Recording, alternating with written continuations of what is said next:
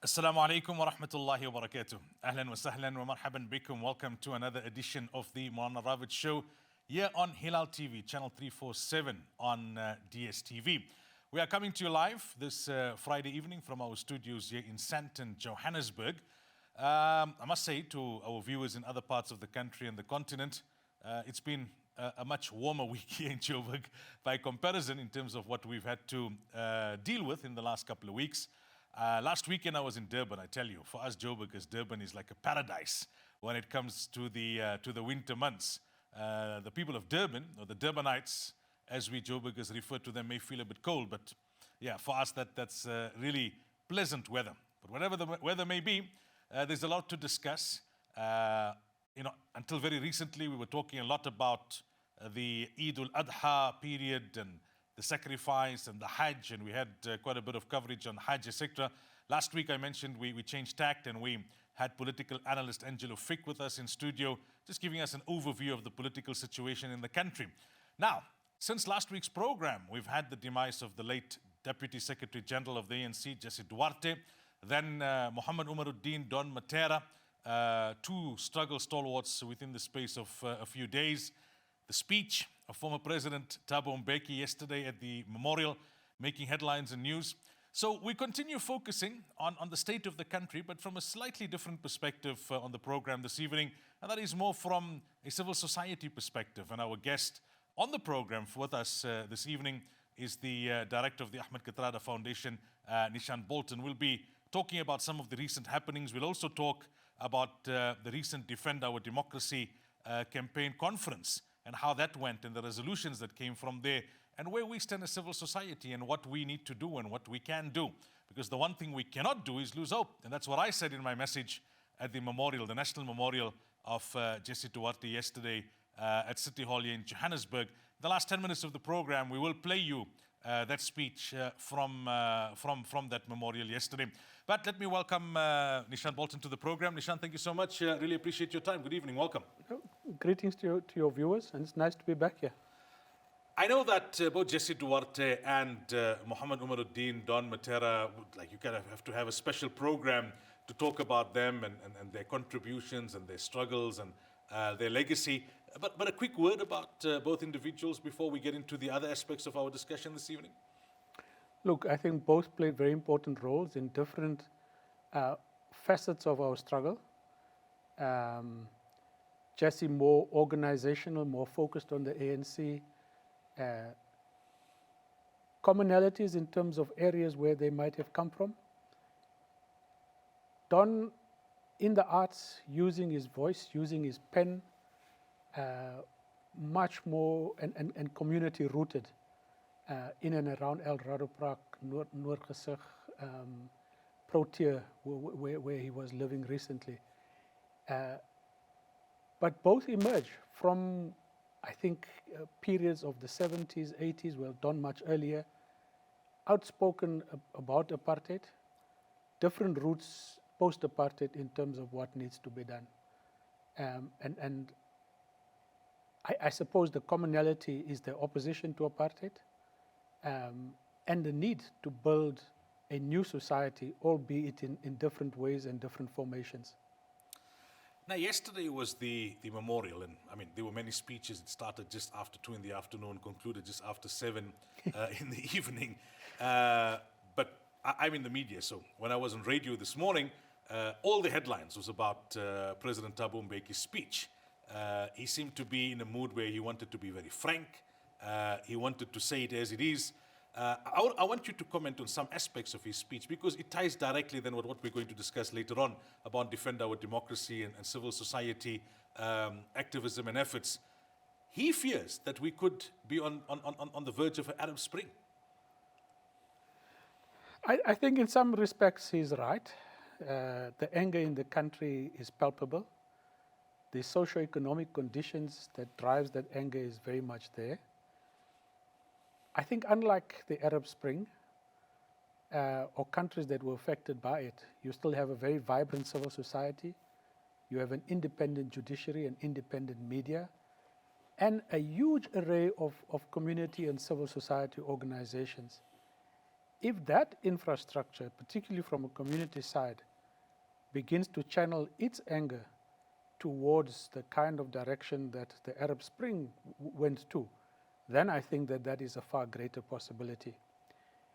I think you will have sporadic outbursts of anger. You might have repetitions, possibly and hopefully not, of what you saw in July last year.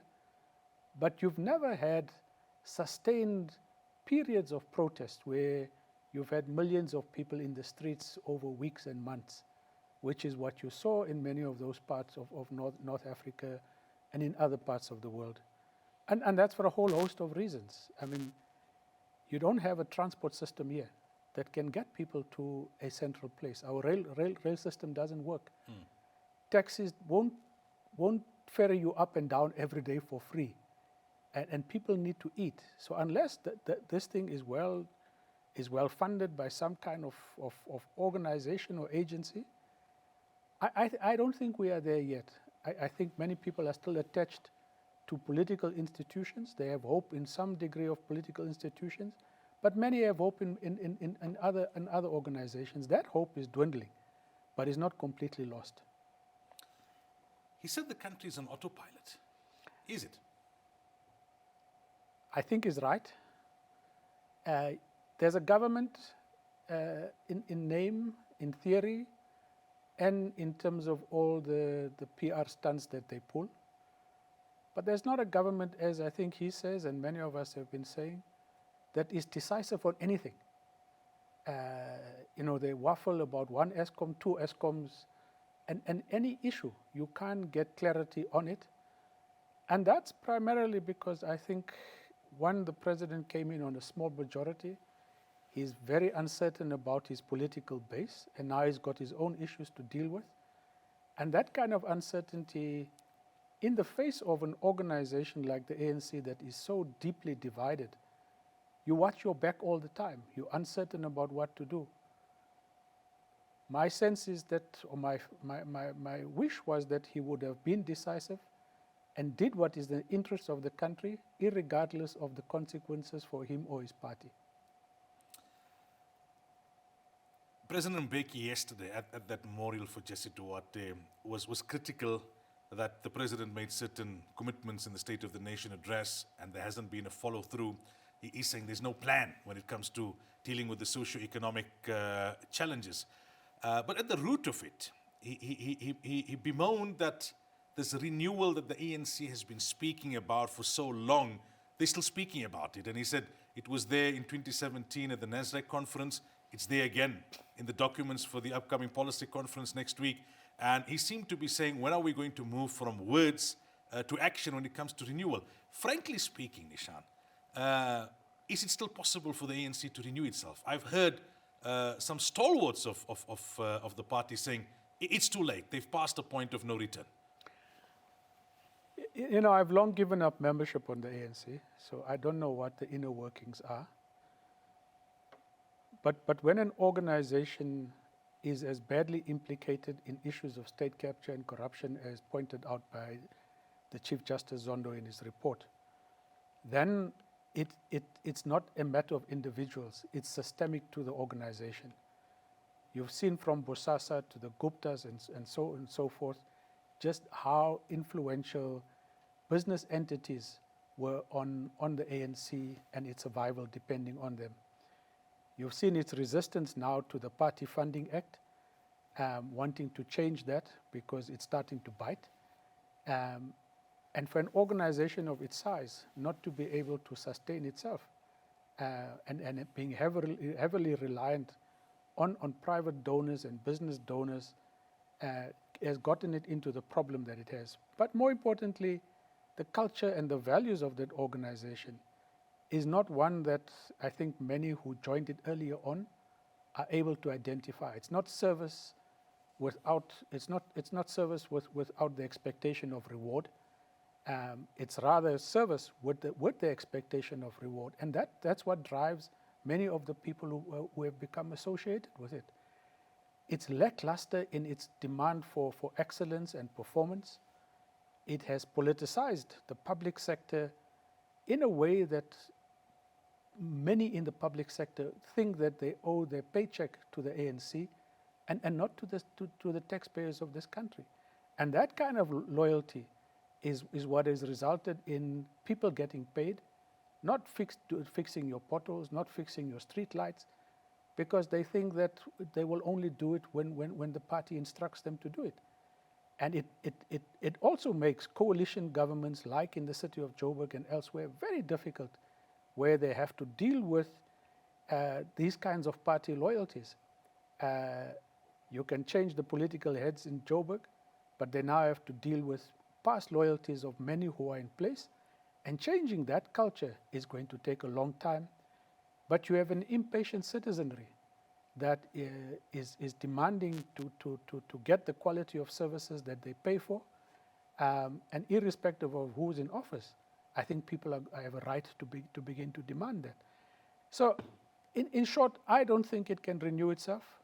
And as former President Kgalema has said, its only possibility of renewing itself is when it is out of office and when the attraction of benefits has been reduced substantially and people become members or remain members because they want to serve the organization according to its own set of values and aims and objectives and nothing more. I think you talked to an important point. One is the corrupt elements within the ANC, and that's easy to understand and to condemn. The other are the sincere people who've made great contribution towards the struggle. But there's a criticism of them that they seem to fail to realize that the ANC was a vehicle towards a particular objective and not an end in itself. And they seem to become obsessed with the preservation of the ANC at all cost, making compromises along the way, trying to do things which are not realistic, rather than saying, well, if the vehicle cannot be saved any longer, then we've got to look at alternates towards saving the country. I have engaged with many who have those views. And I think for many of them, the organization is more than just a normal organization that you pay membership to. It's their life. Their lives are associated with it. So they, in many ways, are historically, emotionally bound to the ANC to the point of view where they can't imagine life beyond it and without it. And don't see it as a vehicle, but actually see it as the only organization that has liberated this country, incorrectly so, and therefore they have a lifelong longing and commitment to it. I'm happy that I think many younger people today don't share the blind party loyalties of their parents and are beginning to think more wisely about political choices, and you'll see the results of that in years to come. Finally, then, to wrap up this part of the discussion, is Cyril Ramaphosa still the best man for the job, even if you're not an ANC member, even if you're not loyal to the party? Because here comes then another problem. If you look at the political spectrum and you look at some of the other political parties, many don't see a viable long-term option. So where do South Africans look then in terms of what's currently on offer for the short term? Well, one, we mustn't look only at a president as a point of solution, because a president is a political being who has to appoint a cabinet from the political options that he or she has available. And they have to draw that from those who make up members of parliament. So you have to go further down and look at that whole political chain, ultimately from which a president will emerge. I also don't believe that we need to only fear what would happen if Ramaphosa is not there. I think a period of uncertainty forces us to start thinking about what do we want? What qualities do we want in a president? What qualities do we want in a cabinet? Who best meets those kinds of values? And then how to agitate and advocate for it. Because if we just try to look at it, who's best to come in after Ramaphosa, assuming he goes, we almost assume as if we have no power to start thinking about what we want as citizens. And that's what I think is where we need to be moving towards. Right. Let's take a break. When we come back, we continue the discussion with Neeshan Balton from the Ahmed Kathrada Foundation. Welcome back. So we're talking live this evening on the program to Neeshan Balton from the Ahmed Kathrada Foundation. In the first segment of the program, we spoke a little bit about the legacy of the late Jesse Duarte and Mohammed Umaruddin Don Matera. We also unpacked a few aspects of former President Thabo Mbeki's speech yesterday at the National Memorial for Jesse Duarte. Neeshan, before we talk about the Defend Our Democracy conference, what's happening these days at the Kathrada Foundation? Lots of really exciting stuff. We do ongoing history work. Our archives around Kathrada and others associated with him has really grown immensely. Our youth clubs that the former station had in fact profiled quite extensively is a program where we are setting up youth clubs in communities across the country. And by 2029, which would be Uncle Kathy's centenary, our target is a minimum of 100. We are now just at about 30, primarily in Gauteng. They organized a powerful youth event on June 16th at Union Buildings, I think about 2,000 to 3,000 young people, with a national coalition of sorts of almost 100 youth organizations. And what you're now beginning to see is a new generation of young people who understand the values, the legacy of Uncle Kathy, and whom we think will play a big role in the political space, not necessarily party political work in years to come, primarily at a community level, but maybe from here even in the public service or as public representatives. We've done a lot of work around work on democracy, and primarily the foundation is the anchor organization for the Defend Our Democracy campaign. The last area of work is ongoing anti-racism work, interventions, but we're also developing policy, and in the next few weeks we'll finalize a national policy that we would want to promote around tackling racism in schools, because as you said, there's no national policy, anti-racism policy that any school can in fact work with, because government doesn't have it. So we've spent time developing it, and we will hopefully then be able to persuade the national and provincial departments to accept this, and then to start developing the systems to tackle racism, because what happens in our schools is that it only gets attention when there's conflict. And we don't think that this country needs more conflict in our schools when these issues can be dealt with through proper policy training and early warning systems, and all of that is work that we're doing. But it's really the democracy defending work that has really that has taken the bulk of many of our time in the office, as well as staff that has been seconded from the foundation who are now full-time in the Defend Our Democracy movement. So talk to us more about that movement and the recent conference. Well, remember this campaign started last year when there were signs that there was going to be opposition to, firstly, the Constitutional Court, as well as the proceedings of the Zondo Commission, and a defiance of both the Commission and the Constitutional Court by the former president. And then you just had all kinds of vitriolic attacks on the judiciary in the main. And the Defend Our Democracy campaign was then convened by Reverend Chikane with a number of individuals to start at least giving public expression and opposition to the politics of the time.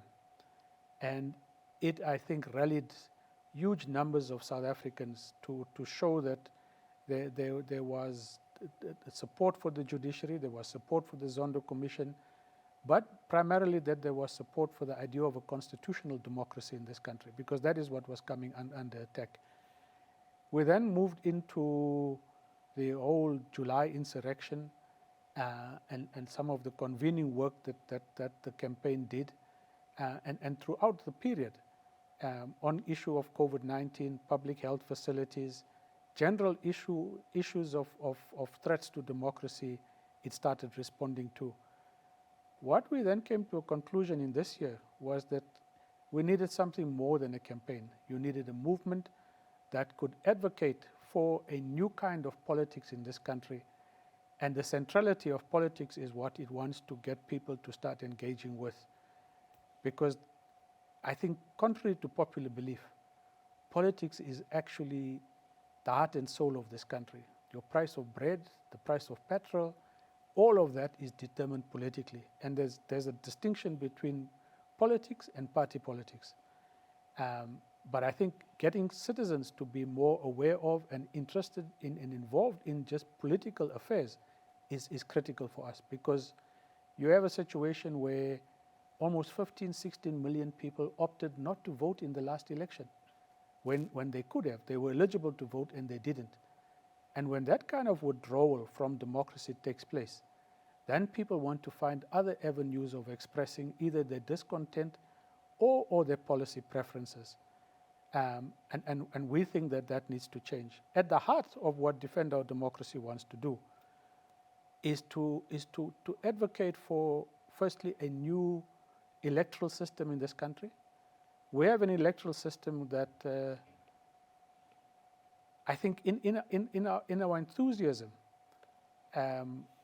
we agreed to a system that ultimately places you vote in an election, but you vote for a political party. Your ability to hold any member of parliament or in the provincial legislature accountable thereafter is completely absent. You don't have any of that at all, other than trying to plead with them to give you attention. And we think that model is wrong. We need a new system that allows you as a voter in a particular constituency to decide who best must represent you.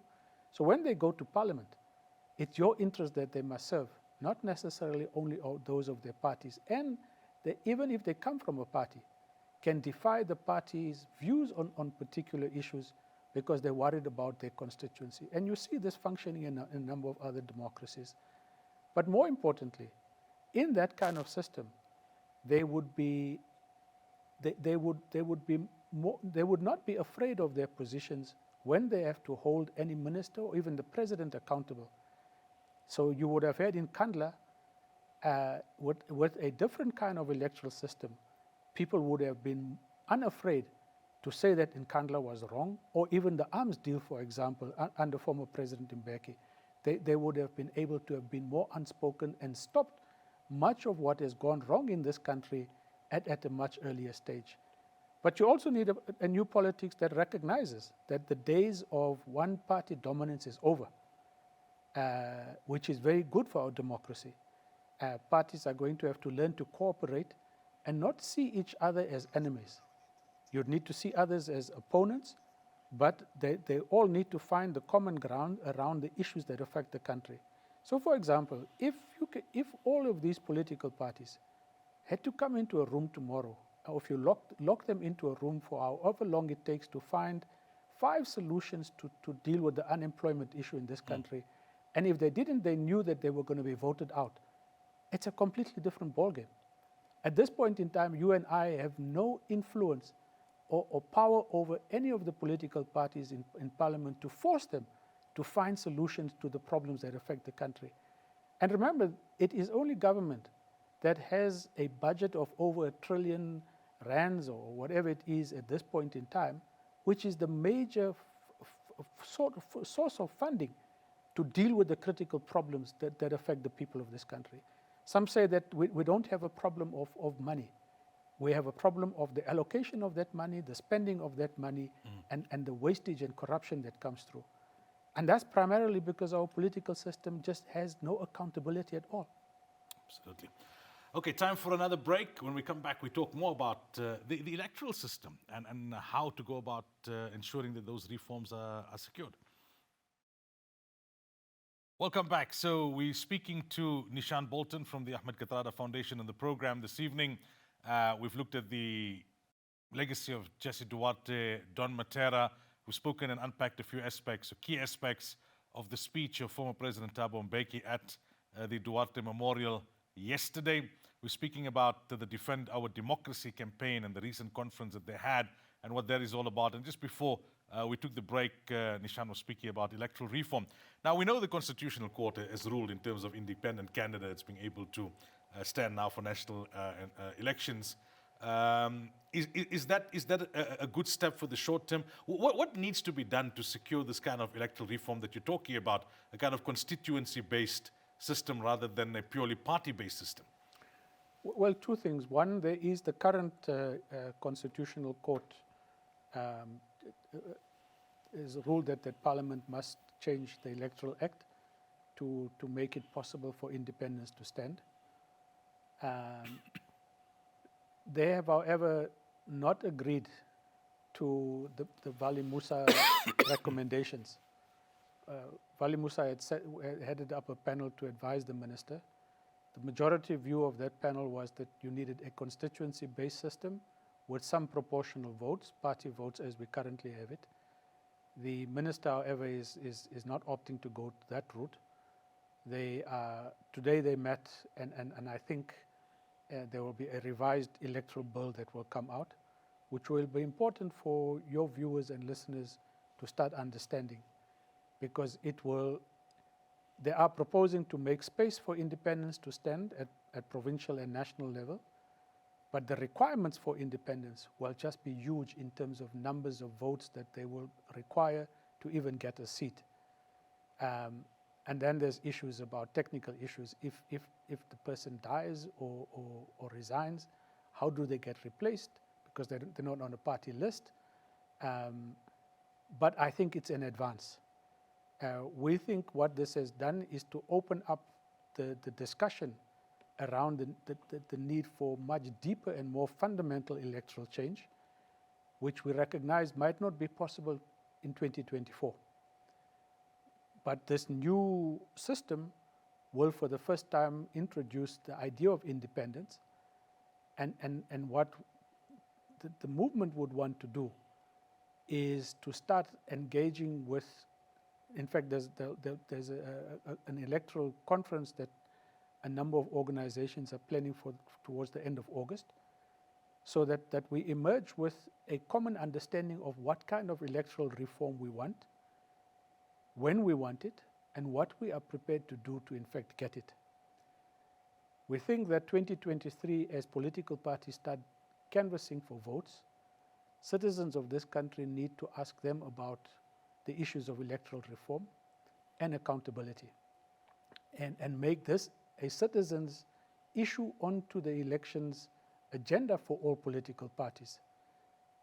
The Zondo Commission has recommended that we need to consider an electoral system where we vote directly for a president. This, again, I don't think anybody has thought through the technicalities of what it means. There are good sides to this, but it doesn't mean that you can't end up with somebody like Trump.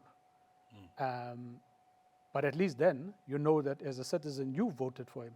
He's not emerged from people on a party list who would then elect the president, which we currently have. So it's all of those things that I think civil society needs to get clarity on very, very quickly.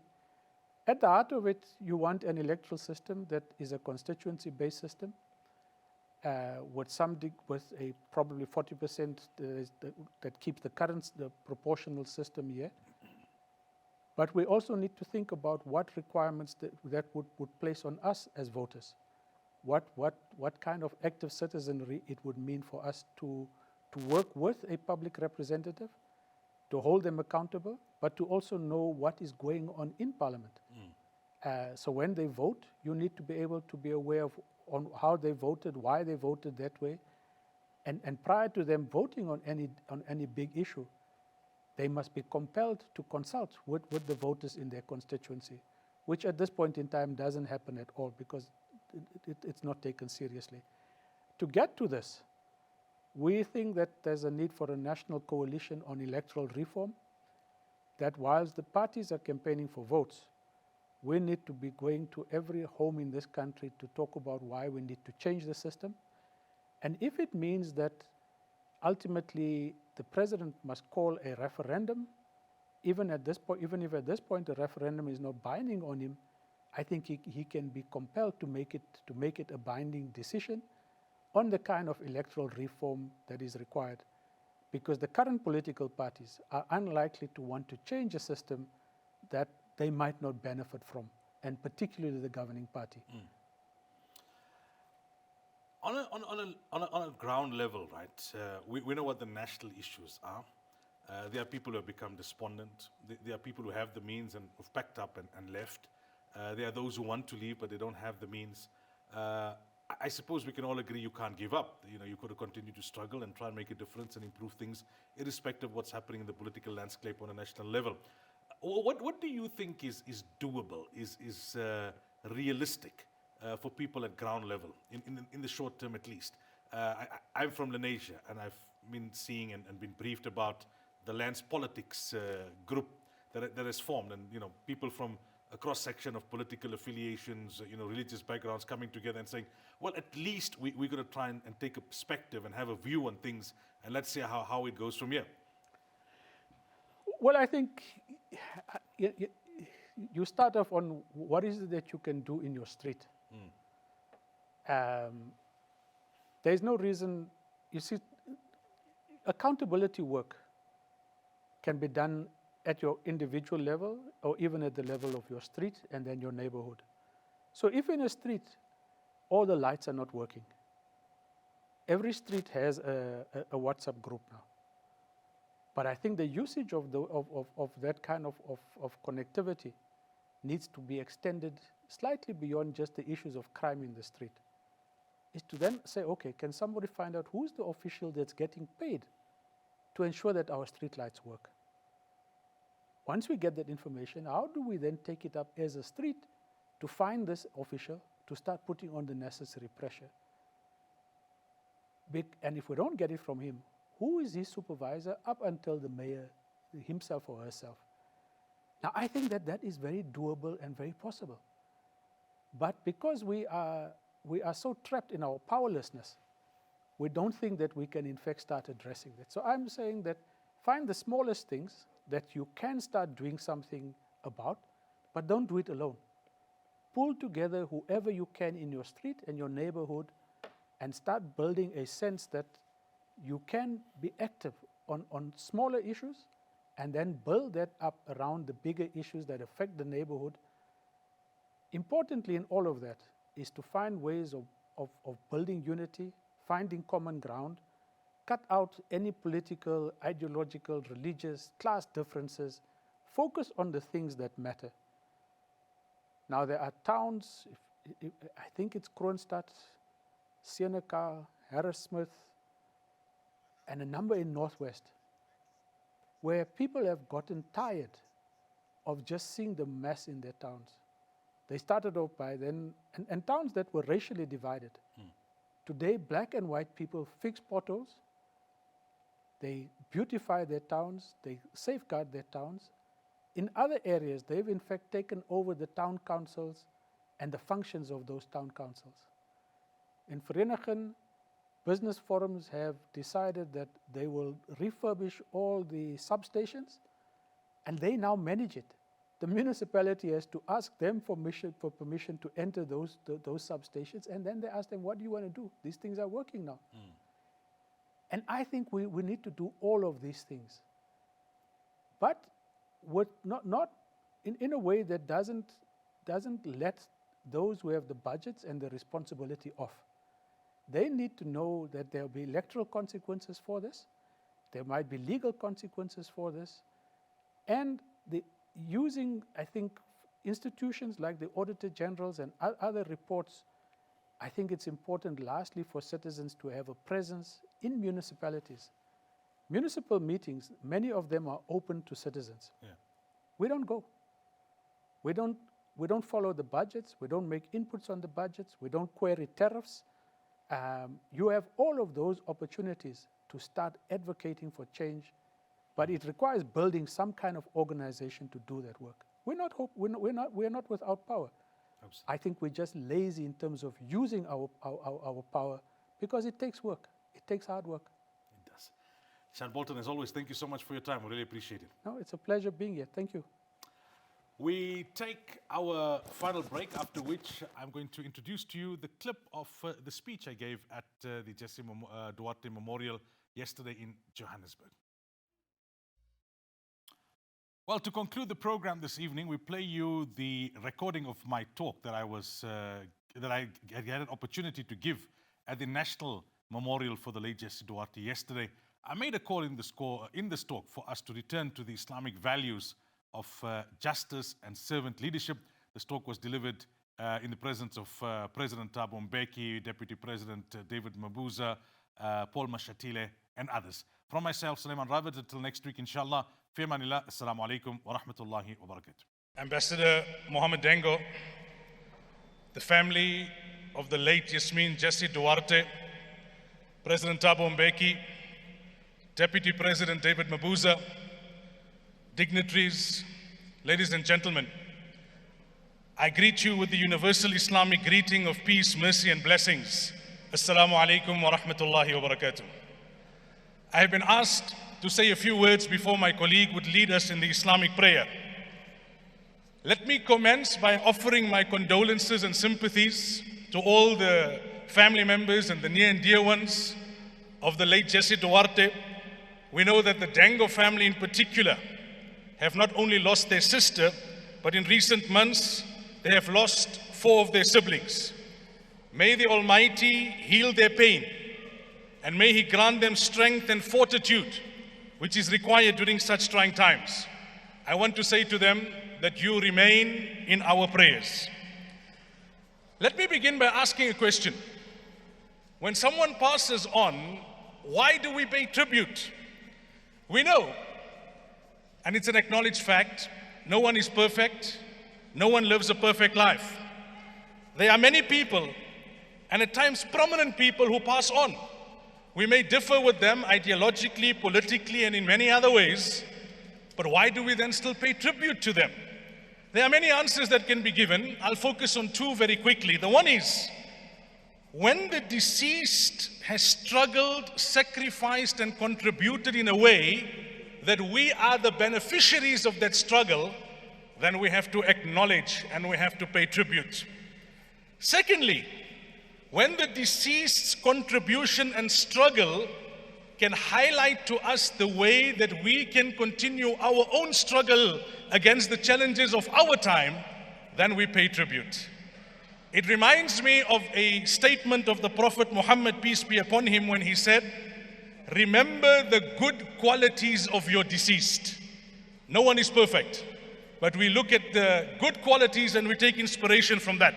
So my message this afternoon firstly focuses on this fact, that South Africans are the beneficiaries of the activism and the struggle of the late Yasmin, Jesse and her likes. And secondly, there are lessons to be learned from the life of the late Jesse that can hold us in good stead in terms of the challenges that we face today, almost 30 years after democracy. Jessie dedicated her life to championing the cause of non-racialism, equality, and justice for all. She came from a family where almost every member, if not every member, served the broad liberation movement through different organizations and continued the struggle for justice even after democracy. Talking about justice, this concept of justice serves as the edifice of Islam. Justice is the underlying rationale of every law of the Quran. Justice permeates all Islamic values because there can be no peace in the absence of justice. Justice has been the goal of all revelation and scripture sent to humanity. Muslims in the Quran are commanded to be just to friends and foe alike, to be just against those who have wronged you, to be just against those that you detest. Actually, every Friday in the sermon in every mosque, the preacher reminds the congregation of this verse, Inna Allaha ya'muru bil adli, that Allah commands you to be just. Many South African Muslims, like Ahmed Kathrada, Dullah Umar, Molvi Kachalia, Ahmed Timol, Abu Bakr Azvat, Imam Harun, and multitudes of others, were inspired by this deeply embedded concept of justice in the Quran to struggle at great personal cost against the evil of the apartheid ideology and the apartheid regime, seeking a just society for all. Let me say this very emphatically. We are the beneficiaries of their dedication, their sacrifice, and their struggle.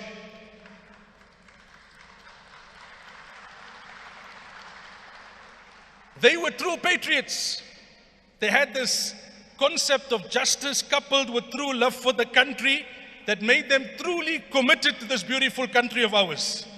Let me say this, friends, in the midst of a plethora of socio-economic challenges that face us today, in the midst of the scourge of materialism and corruption, each one of us needs to assess and to renew our commitment to this great country of ours.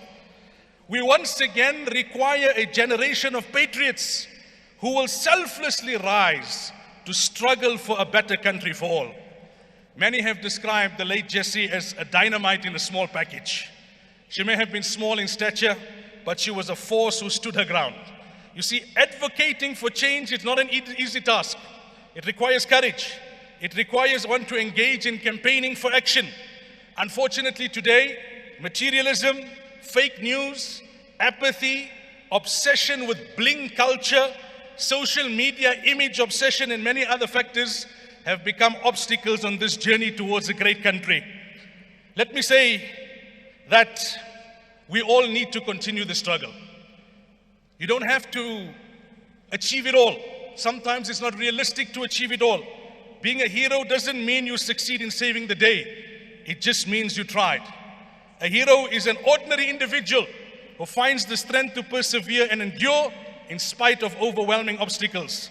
A hero is someone who does what must be done and needs no other reason. Many have commented about how the late Yasmin Jessie preferred to continue her residency in a humble home in an area of her upbringing and to remain among the common folk. She preferred simplicity. It was this simplicity that radiated in her Islamic funeral and burial. There has been a lot of interest subsequent to her funeral and burial on Sunday. And let me just say this in passing as I start to conclude. An Islamic burial advocates no unnecessary delay, no prolonged formalities, no exorbitant cost in the shrouding or in the burial. It advocates a simple proceeding arranged within hours of the demise, preceded by the cleaning of the physical body and shrouding of the body in simple white sheets before a short prayer results in a quick burial. An Islamic burial aims to give dignity to the deceased, yet to remain simple, inexpensive, and non-burdensome to the deceased loved ones and to the community. So whilst on the one hand, we require a renewed commitment by selfless patriots to combat the scourges of the day, simultaneously, we also need leaders who are simple, leaders who are servants. We require servant leadership. The Prophet Muhammad, peace be upon him, said, "A leader is only a leader if he is a servant." We cannot prosper as a country if our leaders continue to focus on their narrow interest and continue to be indifferent to the suffering of the people that they lead. Servant leadership should not only be demanded of the leaders of the day, it should be the ideal around which we create and mold the leaders of tomorrow. My time is up. Let me conclude with these thoughts. Illness and death is an apt reminder of our frailty and our limitations. As much as we fear illness for ourselves and for our loved ones, at times, illness is God's blessing in disguise. It provides the patient with an opportunity to slow down, to get off the treadmill of routine, to reflect, to reassess, and to purify oneself spiritually. Illness gives the patient an opportunity to make things right. Death is a reminder that even those who have led us will go. And it's also a reminder that we all have to go. The question is, what will we do before we go? I'll close with this quote of the Prophet Muhammad, peace be upon him, when he said, "If you are holding a shoot in your hand that you are about to plant, and it is announced that the hour is to take place, resurrection is to take place, take the opportunity of planting the shoot. Do what you can whilst you still can to make a difference. I close with a quote from the Quran, and that is, "And Almighty does not change the condition of people unless they change what is within themselves." Thank you.